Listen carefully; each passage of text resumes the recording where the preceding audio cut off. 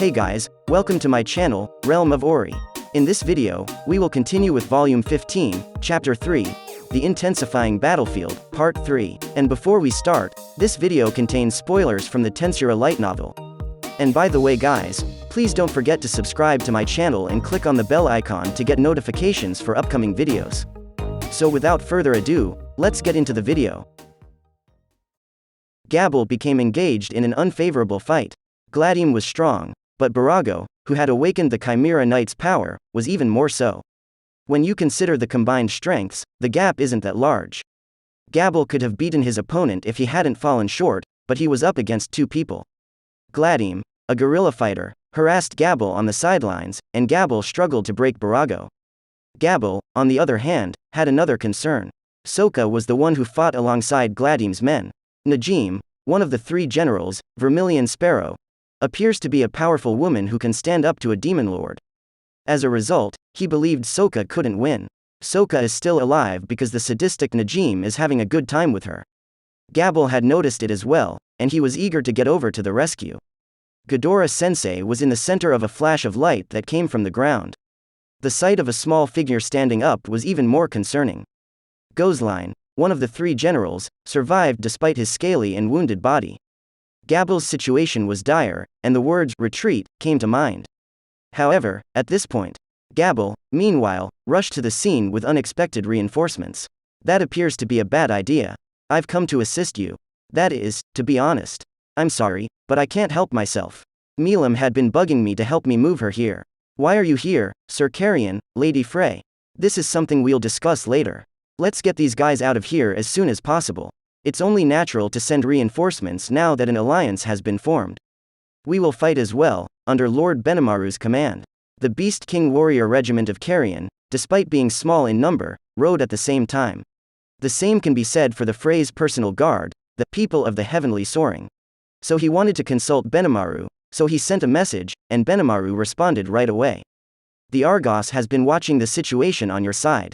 Keep an eye out for the soldiers at the bottom. Gladim is pondering something. Then I'll delegate the task of dealing with the enemy's general to Sir Carrion. Hey, you're a decent fellow. That man was a disgrace to the Beastman race, and I had assumed he had stormed the wilderness long ago, so I was surprised to see him alive. Allow me to finish him off. So, the Harpy is my opponent, right? Could you please help me? Yes. So, I'm over it. Frey shifted his gaze to the two wings. It's all yours after that. Wishing you the best of luck, Lady Frey. Frey flew over with a nod. Najim is, of course, Frey's target, the Sparrow of Vermilion. Najim, who was playing with Soka at the time, was also aware that someone had broken in. Frey, I am the true queen. Allow me to forget about all the regrets I've had for years today. Frey had no idea that Najim was her identical twin sister. Najim is a mutated species born with incredible strength but no ability to reproduce. It is impossible for the female race with wings to identify with a queen who is unable to bear children. Najim, through no fault of her own, was unable to qualify for the position of queen. As a result, the then queen concluded that she would be the future's bane and ordered Najim's exile. Gladim picks up Najim, who is aimlessly wandering, and Najim has unknowingly built up anger and hatred for her people in her heart.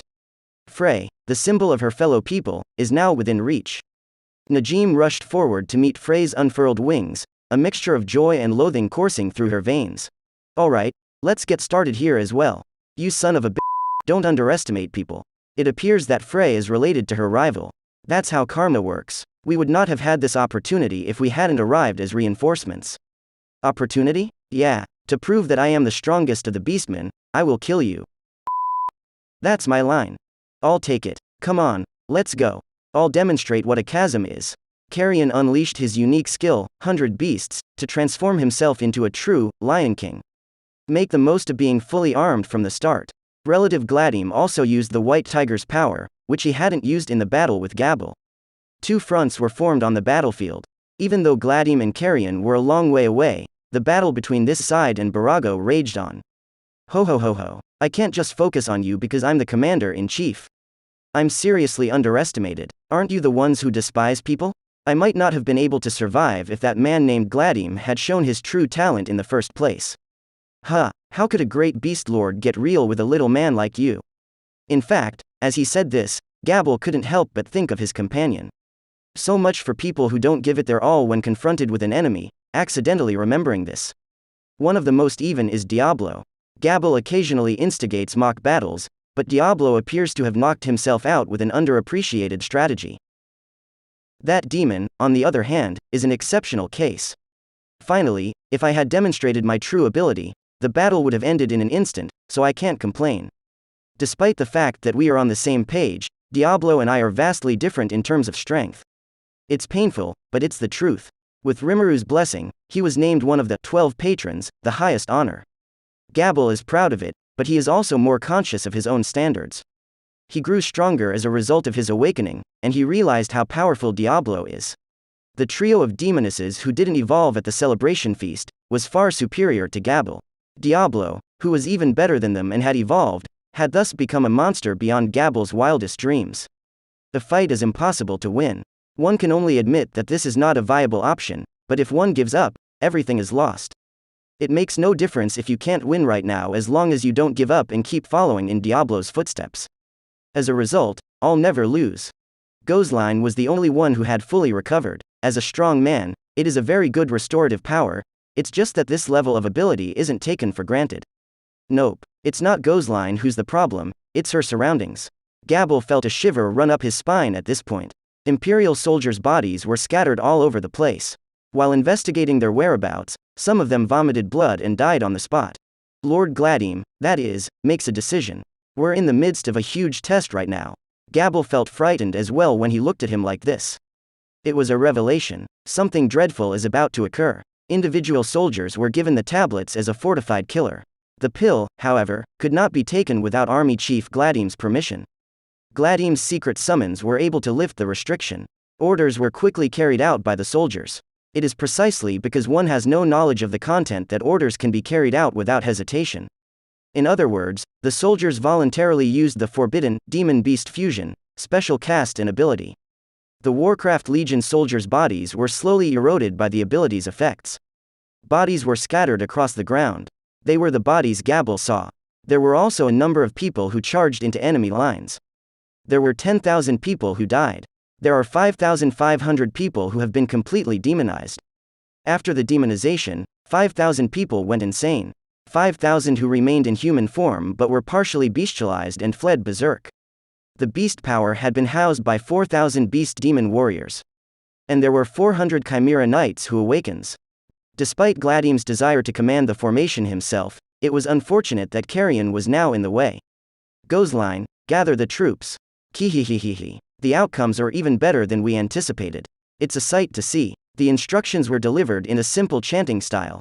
Gladim was relieved for the time being that Gozline was unharmed. Well, aren't I a good match for you? Of course, I'm a military commander, not some kind of beast. You call yourself a military commander while sacrificing your own men? There will be no more jokes. This is war. You can't judge this because you can't even judge yourself. It's bad enough that you've been thrown off the throne by a newly installed demon king, who is following the incompetence minions. Shut up. Carrion slashed Gladim, his anxiety visible in the attack. Surprisingly, Gladim grew stronger than anticipated. Oi oi, the attack is so weak, it stopped as soon as it starts. Gladim came around behind Carrion, who had a massive claw on his right hand, without forgetting to sneer. Gladim engages Carrion with a hammered pace. Even though Carrion was decked out in legendary gear, he was nothing more than scrap metal in the eyes of White Tiger Claw. What's the matter? What's the matter? I was afraid you were going to kill me, but it was all in my head. Annoying. I was hoping to be able to take you out more easily. Something went wrong with the math. Carrion had also grown stronger as a result of Milam's cultivation, and he was no longer mortally wounded, allowing him to continue fighting. The strength is comparable, but Carrion's potential is greater, and the weapon is more advantageous to Gladim. Overall, Gladim continues to have the upper hand. Gladim is aware of this as well, and he keeps his guard up as he charges at Carrion. Gladim experienced an unexpected occurrence at this point. What? The power is on its way? This is the prelude to evolution, the start of the transformation into a demon lord. But, for Gladim, awakening at this time is like stepping into death's door. What is this drowsiness? Gladim swayed on his feet, and Carrion couldn't have missed this pause in his crisis repositioning posture. What's up? You're sick of chopping. Gladim's power was beginning to grow, whoever it was could tell. The magicules gathered, filling the room with a powerful magical aura. Gladim, on the other hand, was a lycanthropic figure who couldn't even stand up without stumbling. What exactly is going on? Is this supposed to be an awakening? Carrion remembered something he had recently heard. At a rimuru celebration, the evolution ritual was performed. Some subordinates, according to reports, fell into an irresistible slumber and withdrew at that time. Is it necessary to sleep in order to become a true demon lord? If that's the case, is this guy having a spiritual awakening? According to Frey's theory, evolution necessitates souls. Gladim was rendered defenseless in a critical situation such as in battle. This is also karma. Carrion was also incorrect in his assessment that now was both the greatest crisis and the best opportunity.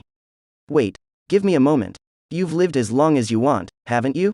Now it's time for you to pay back. Calm down and think about it. Only I, who had defeated the state of perfection, could be described as the most powerful. You don't want a showdown in such an unkind manner, do you? Barago and Najim were in the midst of a heated battle, sweeping a circle of the minions who relied on it. Due to Rimuru's army's onslaught, Ghostline was too preoccupied with integrating the Chimera Knights to spare a hand to cover Gladim. At least for the time being, no one can return to save Gladim. Gladim's knees braced against the ground for a brief moment.